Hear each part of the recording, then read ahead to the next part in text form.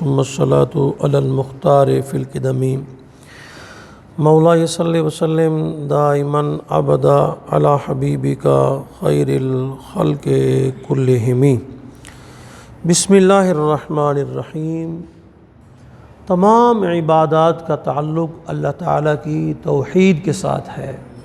اگر کوئی اللہ کو ایک نہیں مانتا، وحدہ لا شریک نہیں مانتا، مشرک ہے، تو اس کی کوئی بھی عبادت قبول نہیں۔ اور اللہ تعالیٰ کی توحید کیا ہے، بڑی توجہ سے سنیے گا، بڑی قابل توجہ باتیں ہیں دو چار۔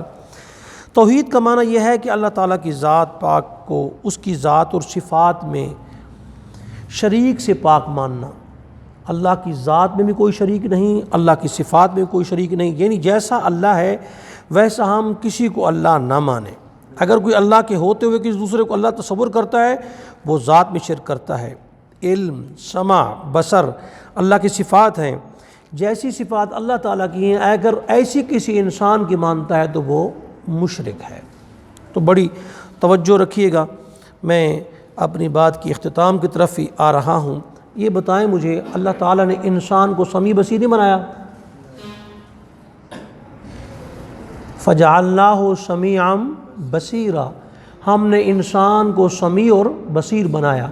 پھر فرماتا ہے کہ اللہ تعالیٰ وہ سمیع البصیر، سمیع و بصیر اللہ ہے، ادھر انسان ہے۔ قرآن کے لفظ بتا رہا ہوں، حدیث سے نہیں۔ میں یہ تو وقت ملا تو انشاءاللہ کل میں وہ آیتیں لے آؤں گا، ساری قرآن پاک سے پڑھ کے سناؤں گا یہ کیا تحریف ہو رہی ہے شریعت کے اندر۔ تو اللہ تعالیٰ بھی سمیع اور بصیر، انسان بھی سمیع اور بصیر۔ اللہ حی ہے، زندہ ہے، تو ہم مردہ ہیں، ہم زندہ نہیں ہیں۔ پھر جیسا اللہ سمیع و بصیر ہے ویسے ہم نہیں ہیں۔ ہماری سمع اور بصر اللہ کی عطا سے ہے، اللہ کی ذاتی ہے۔ ہماری حیات کا خالق اللہ تعالیٰ ہے، اور اللہ تعالیٰ کی جو حیات ہے وہ ابدی ازلی ہے، اس کا مقابلہ ہی کوئی نہیں ہے۔ تو اللہ تعالیٰ اور ہماری حیات عارضی ہے، محدود ہے، فانی ہے، اللہ تعالیٰ کی حیات ایسی نہیں ہے۔ پھر اللہ علی کل شیء قدیر ہے، قدرت والا ہے۔ تو کیا ہمارے پاس قدرت نہیں ہے کوئی شے اٹھانے کی، رکھنے کی؟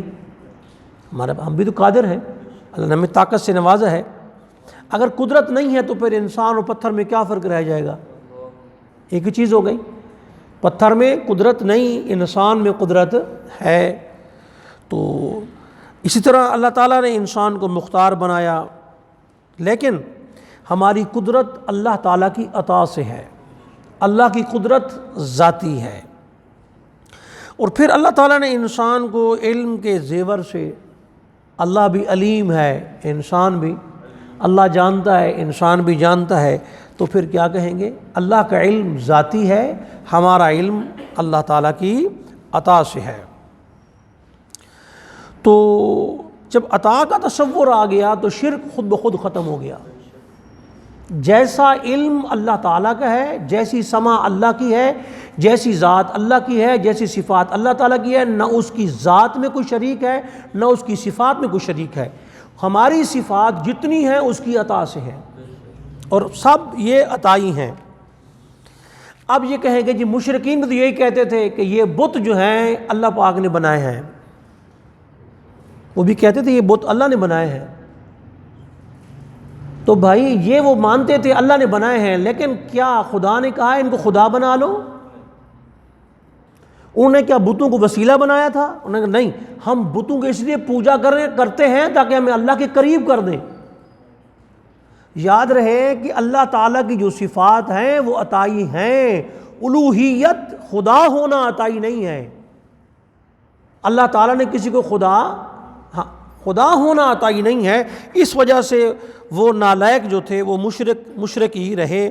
اگر ہر کام اللہ کے اذن سے ہو تو پھر کوئی مسئلہ نہیں ہے۔ اب دیکھیں، یہ سورہ آل عمران کی آیت نمبر 49 ہے۔ جناب حضرت عیسیٰ علیہ السلام نے اپنی قوم کو فرمایا وَأُبْرِئُ الْأَكْمَحَ وَالْأَبْرَصَ وَأُحْيِي الْمَوْتَ بِإِذْنِ اللَّهِ، میں اچھا کرتا ہوں اندھے کو، کوڑھی کو، مردے کو زندہ کرتا ہوں۔ کوڑھ جتنی بیماریاں بتائی ہیں اس کے اندر نا، اس کا علاج آج بھی نہیں ہے. کوڑ کا علاج نہیں ہے آج بھی، پھول بہری کا علاج آج بھی نہیں ہے، اور جو ماں کے پیٹ سے اندھا پیدا ہو اس کے لیے آنکھوں کا علاج آج بھی نہیں ہے. اور کسی ڈاکٹر کے پاس مر گیا انسان اس کو زندہ کر دے، یہ تو بات ہی نہیں ہے نا، تو تصور ہی نہیں ہے. ہاں مرے ہوئے انسان سے وہ ٹیکے لگا لگا کے وہ پیسے لے لیں تو الگ بات ہے، زندہ نہیں کر سکتے مردہ کو زندہ. اب وہ تصور جو دورہ قرآن سے دیا گیا تھا، دورہ قرآن میں تصور دیا گیا تھا کہ یہ کچھ نہیں کر سکتے، اب قرآن کیا کہہ رہا ہے، یہ ولی نبی کچھ نہیں کر سکتے. یہ جو تصور تم نے دیا تھا، چیخ چیخ کے تم دورہ کروا رہے تھے، تو یہ قرآن کو جھٹلایا نہیں تم نے؟ تو قرآن کو جھٹلانا کیا یہ قرآن کی تکذیب نہیں ہے؟ اور اللہ فرماتا ہے بعض کتاب پہ ایمان لاتے ہیں، بعض پہ نہیں لاتے. ہم سارے قرآن پہ ایمان لاتے ہیں. اور یہ سن لیں، بڑی بات میں نہیں کر رہا، ایک بال ہے نا، ایک بال، اس بال کے برابر بھی ہم کسی نبی کے پاس، ولی کے پاس ذاتی کوئی شے نہیں مانتے، بال کے برابر بھی، جو مانے مشرک ہے. اور جو کچھ ہم مانتے ہیں اللہ کی اطاعت سے مانتے ہیں. اللہ نے دیا، اللہ پاک جھگڑا کر دو کہ مالک تو نے، ہم نے تو کہا اللہ کے علاوہ مشکل کشا ہی کوئی نہیں، اس کو مشکل کشا بنا کے بھیجا. اور جناب عیسیٰ السلام کی بارگاہ میں 50,000 مریض آتے، شفا یاب ہو جاتے. بیماری رب نے لگائی، شفا عیسیٰ پاک نے دی. اندھا اللہ نے پیدا کیا، آنکھیں عیسیٰ پاک نے دی. کوڑ اللہ نے لگائی، شفا عیسیٰ پاک نے دی. پھل بہری رب نے لگائی اور پھل بہری کو ختم عیسیٰ پاک نے کیا. مارا خود رب نے، زندہ عیسیٰ پاک نے کر دیا. اب یہ بتائیں مجھے، یہ قرآن کی طاقت کا انکار نہیں ہو رہا؟ یہ شرک نہیں ہو رہا؟ بھائی قرآن کو نہ ماننا یہ ایمان ہے یا بےایمانی ہے؟ یہ بےایمانی ہے. تو عیسیٰ پاک علیہ السلام کی بارگاہ میں آتے، پھل بہری ہاتھ لگاتے ٹھیک ہو جاتے، کوڑی ایسے ہاتھ لگاتے کوڑ ختم. ماں کے پیٹ سے اندھا پیدا ہوا، چہرے پہ ہاتھ پھرتے آنکھیں آ جاتی. اور ایک بچہ جناب عیسیٰ پاک کی بارگاہ میں لے آئے، اس کی پیدائشی آنکھیں نہیں تھی، جگہ ہی نہیں تھی آنکھ کی، وہ ڈھیلے میلے بھی نہیں تھے، جس طرح ماتھا ہوتا ہے نا پیسے پورا چہرہ تھا، آنکھ کی جگہ بھی نہیں تھی. جناب عیسیٰ پاک نے فرمایا جاؤ بھائی مٹی کی 2 گولیاں بنا کے لاؤ. لائیں، آپ نے انگلی سے اس کے چہرے میں سے سوراخ کیے دونوں طرف انگلی کے ساتھ، اور وہ مٹی کی گولیاں اندر رکھی تو وہ فوراً پھرکنے لگی اور دیکھنے لگ گیا. تو اس طاقت کا بِإِذْنِ اللہ ہے، ذاتی نہیں. ہم رسول اللہ صلی اللہ علیہ وسلم کے لیے ذاتی ایک ذرے کا علم بھی نہیں مانتے، اللہ کی اطاعت سے مانتے ہیں، ذاتی نہیں. تو کوڑھی آتا، مردہ آتا، میرے مالک مارا تو نے، زندہ تو کر دے. اللہ کوڑ تو نے لگے، شفا بھی تو عطا فرما دے. برس تو نے لگے، شفا بھی تو دے دے. اندھا تو نے پیدا کی، آنکھیں بھی تو دے دے. فرمایا نہیں، اندھا میں پیدا کروں گا، آنکھیں ان سے دلواؤں گا. کوڑھی میں پیدا کروں گا، شفا ان سے دلواؤں گا. پھول بہری میں لگاؤں گا، ان کے ہاتھوں شفا دلواؤں گا. ماروں گا میں، زندہ ان سے کرواؤں گا. کیوں؟ تاکہ ان اندھوں کی آنکھیں کھل جائے کہ میرے پیارے میری عطا سے سب کچھ کر سکتے ہیں. تو یہ قرآن ہے. تو پھر یہاں پہ ایک شبہ ہوتا ہے کہ وہ جو لوگ کہتے ہیں کہ جناب یہ تو ہمارے بتوں کے پاس طاقت ہے، ان کے پاس دلیل کوئی نہیں ہے. ایک تو بت کو خدا مانتے ہیں اپنا، دوسرا وہ کہتے ہیں کہ یہ بِإِذْنِ اللہ کر سکتے ہیں، بِإِذْنِ اللہ کی وہاں کوئی شے نہیں ہے. نبی ولی کے لیے بِإِذْنِ اللہ کی دلیل ہمارے پاس موجود ہے، کوئی مسئلہ ہی نہیں ہے. تو قرآن کریم فرقان حمید کے اندر جو ہے وہ تحریف کرنا جائز نہیں. اب اس پہ بہت ساری احادیث طیبات ہیں، میں اس کی طرف نہیں آتا، لیکن میں حضرت سیدنا عبداللہ ابن عمر رضی اللہ تعالیٰ عنہ کی طرف آتا ہوں. آپ فرماتے ہیں، فرمایا یراہم شرار خلق اللہ، فرمایا یہ جو خارجی ہیں نا یہ بدترین مخلوق ہیں. کیوں؟ انہم انطلقوا الی آیات نزلت فی الکفار فجعلوها المؤمنین، یہ وہ ان آیتوں کی طرف جاتے ہیں جو کافروں کے بارے میں اتری ہیں، پھر ان کو مومنوں پہ چشمہ کر دیتے ہیں.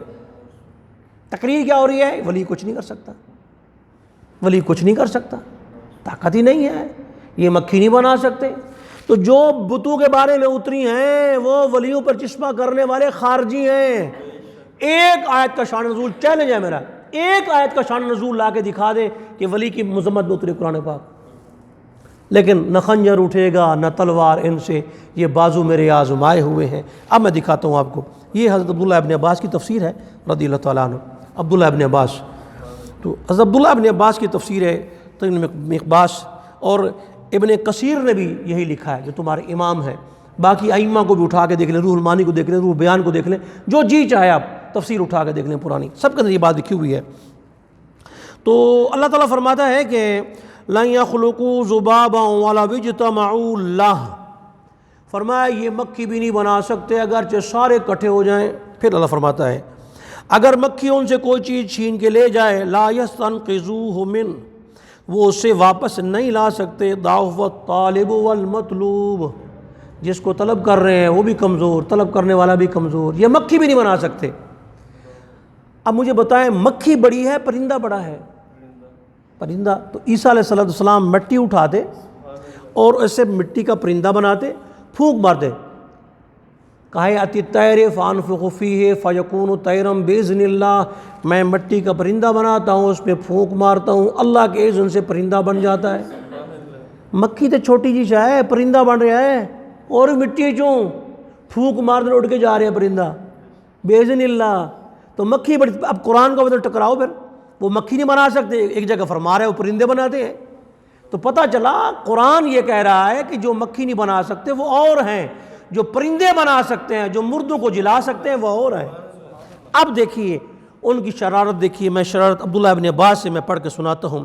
فرمایا کہ وہ اللہ فرماتا ہے اگر ان سے مکھی چھین کے لے جائے تو وہ واپس نہیں لا سکتے۔ کیا بات ہے؟ کہتے ہیں مما لتخو علیہا من الاصل، وہ آتے اور اپنے بتوں کے پاس شہد کو رکھ کے شہد کے اندر زعفران ملا دیتے، اور زعفران کو ایسے مکس کر کے نہ بتوں کے منہ پہ مل دیتے، پھر مکھیاں آتی ہیں وہ شہد اس سے اٹھا کے لے جاتی۔ تو اللہ پاک فرماتا ہے کہ وہ مکھی بنا بھی نہیں سکتے، اگر مکھی کوئی چیز چھین کے لے جائے واپس لا بھی نہیں سکتے۔ اس سے مراد کیا ہے؟ بت۔ یہ عبداللہ ابن عباس فرما رہے ہیں، ابن کثیر اٹھا کے دیکھ لو، روح المعانی اٹھا کے دیکھ لو، روح البیان اٹھا کے دیکھ لو، جلالین شریف اٹھا کے دیکھ لو، جو آپ کا جی چاہتا ہے پرانے مفسرین سارے اٹھا کے دیکھ لو، سب نے یہی لکھا ہے۔ اس سے مراد کیا ہے؟ بت۔ نہ وہ کچھ کر سکتے ہیں۔ اب یہ بتوں کی آیت، داتا صاحب نہیں کچھ کر سکتے، غریب نواز نہیں کچھ کر سکتے، فلاں نہیں کچھ کر سکتے، یہ دورہ ہے کہ تینوں دورہ پہ آئے؟ اور غریب نواز نے 90 لاکھ نو کلمہ پڑھایا ہے، 90 لاکھ نو کلمہ پڑھایا تھی، کچھ نہیں کر سکتا۔ داتا پیا سرکار نے تے کھلو کے مدینہ دکھایا ہے، ایتھے کھلو کے کعبہ دکھایا ہے، کچھ نہیں کر سکتے۔ تو ولیوں کے پاس طاقت ہے۔ تو وہ بدبخت جو آیتیں کفار کے بارے میں اتری ہیں، آپ آج جا کے اپنے گھر تفسیر دیکھ لینا، جتنی تفسیریں نئی چھپی ہوئی ہیں نا بدبختوں کی، آپ وہاں پہ جا کے، یہ سورہ حج ہے، سورہ حج کی آیت نمبر ہے 72، آیت نمبر ہے 73۔ تو 73 نمبر آیت میں آپ جا کے دیکھ لینا کیا لکھا ہوا انہوں نے۔ میں تو نہیں لایا، میرے پاس ہے، میں نہیں لایا ان کو، میں نے صرف عبداللہ ابن عباس کی آپ کے سامنے رکھی ہے۔ تو اللہ تبارک و تعالیٰ کو ایک ماننا، ذات میں، صفات میں، اس کا نہ ذات میں کوئی شریک ہے نہ اس کا صفات میں کوئی شریک ہے، اور اگر باذن اللہ ہو تو یہ قرآن کریم کے عین مطابق یہ توحید باری تعالیٰ ہے، اس میں کوئی شک نہیں ہے۔ اب حضرت پیر مہر علی شاہ صاحب رحمۃ اللہ تعالیٰ علیہ آپ تشریف لے گئے پاک پتن شریف، تو پاک پتن میں لوگ نعرہ لگا رہے تھے کہ اللہ محمد چار یار، حاجی خواجہ کتب فرید، حق فرید یا فرید، حق فرید یا فرید، حق فرید یا فرید، حق فرید یا فرید۔ انہوں نے کہا کہ جناب پیر صاحب اے شرک ہو رہا ہے۔ فرمایا عین ایمان ہے۔ وہ کیسے؟ فرمایا اللہ فرماتا ہے فذکرونی اذکرکم، تم میرا ذکر کرو تمہارے چرچے میں کرواؤں گا۔ انہوں نے ساری زندگی اللہ اللہ کہا اور آج حق فرید یا فرید کے نعرے لگ رہے ہیں۔ چلو یار ایسی انسان مار رہے ہیں نعرے، تسی کیا ہے، میں کیا ہے، انہیں کیا ہے، حق باؤ جاؤں ذرا، حق باؤ سرکار جاؤ، کیا وہاں کہتے ہیں خمرے چھوٹے پرندے، وہ کہتے ہیں حق باہو، حق باہو۔ پرندے نے شرک کسی سکھا ہے؟ کچھ شرم کر لو یار، پرندے شرک کر دینے، یہ نبی سے مانگنا شرک ہے۔ بخاری اٹھاؤ نا، بخاری اٹھاؤ نا، اونٹ آیا کس کے پاس؟ حضور کے پاس، اور رونے لگا۔ صحابہ کہتے ہیں ایسے وہ دوڑا جا رہا تھا، ہم پریشان ہو گئے، سرکار کے پاس آیا تو حضور کے تلوے چاٹنے لگ گیا۔ آپ نے فرمایا ہاں، تو اس نے پھر اپنی بات سنائی، سرکار نے مالک کو بلایا، فرمایا سنو اس پر تم بوجھ زیادہ لادتے ہو، چارہ کم ڈالتے ہو، یہ شکایت کر رہا ہے تو ایسا نہ کیا کرو، یا مجھے فروخت کر دو۔ وہ کہنے لگا حضور میں نہیں کروں گا آج کے بعد ایسا۔ تو اونٹ کو بھی پتہ ہے فریاد حضور سے کرنی ہے، صحابہ کو بھی پتہ ہے فریاد حضور سے کرنی ہے، کبوتر کو بھی پتہ ہے فریاد حضور سے کرنی ہے، ساری دنیا کو اللہ پاک نے فرمایا کہ اگر بخشش چاہتے ہو تو محبوب دے در تے آ جا جاؤ کا۔ تو یہ شرک ہے۔ اللہ کے اذن سے، اللہ کی عطا سے اللہ کے پیارے سب کچھ کر سکتے ہیں، یہ عین توحید ہے، یہ شرک نہیں ہے۔ کل انشاءاللہ ہم شرک کی تعریف اور شرک کی مثالیں قرآن کریم فرقان حمید سے آپ کے سامنے نکال کے پڑھنے کی سعادت حاصل کریں گے۔ وما علیہ الا البلاغ۔